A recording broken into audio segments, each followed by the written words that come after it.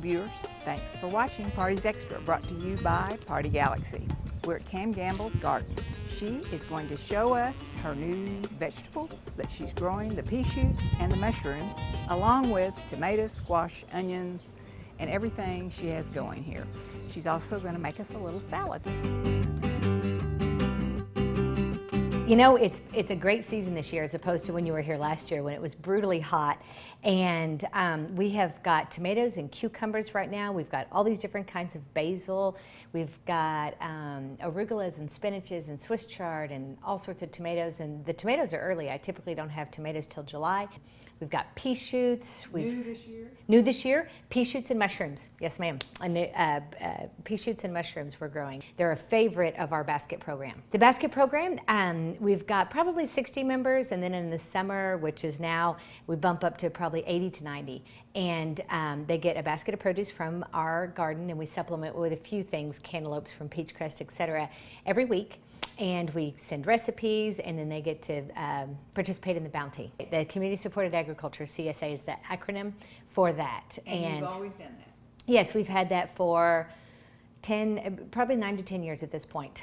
And we have some people who have been with us from the beginning. And we still have room in the summer, and then you get a weekly email, and that email will tell you what's going to be in the basket for that week. We do have 55 people who have signed up for the summer, and they get a basket all summer long, you know, no matter what. And then we have extra baskets for those people. But you get, if you email us through kamscookery.com, then we can put you on our weekly email list, and you'll get the emails. And then if we have enough extra baskets and you want one, you can get one. We're my very favorite salad, especially when summer comes, which is with tomatoes, cucumbers, basil, feta. You can put croutons on it. And then a light salt and pepper, and then a little light lemon vinaigrette is what we use. You can put arugula in it, but it's an old Italian salad. And then when I worked in Arizona for a great chef there, she taught me this salad, and I made it every day for her restaurant. And then I would eat it just about every day. And once the tomatoes come in, which we've just started getting our tomatoes, which is amazing because typically we don't get good tomatoes until July. So, and I will eat this every day. I'll eat it the next day. You know, it's just a wonderful salad. But you can't make this salad with anything but fresh farm produce. You can't make it with, you know, store-bought anything. The flavors are awful. My own personal opinion. Okay, I'm going to mix this so I don't keep... There you go. It's just a little lemon vinaigrette with olive oils, and then our salt and our pepper.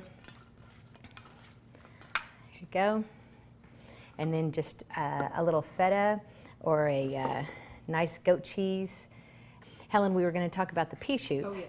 And I have folks that are like, every once in a while we grow pea shoots year round, although in the 100-degree heat for months at a time last summer, and they did actually stop. But it's basically just the youngest, most tender growth from a pea, and which is why it's called a pea shoot. But they're really tender, and they taste like a nice light pea. Squashes, we've got some patty pan squashes, and then these are Magda squashes, which is more of a Middle Eastern squash, but they're really delicious. You can do a lot with them. These are Zephyr, the yellow and gold are Zephyr. And then we've got the zucchinis, and we also have a golden zucchini, which I don't have in here. And then this is my favorite. This is an heirloom cucumber. These are lemon cucumbers, and you might remember from the baskets that sometimes people think they're squash if I forget to tell them what they are in the basket, and so they'll grill them. And I say, what was that peculiar squash that was lightly yellow and round? And I'm like, well, no, that was a lemon cucumber.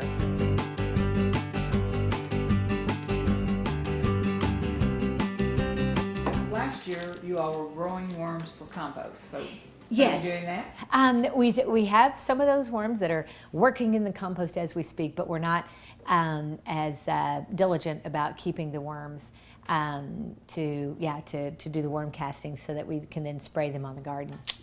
So a few things fall by the wayside. You grow mushrooms, you add pea shoots, you get chickens and rabbits, and then the worms just kind of go away. And we have lots of eggs.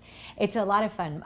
My husband had always wanted chickens, and so 12 years later we finally got chickens.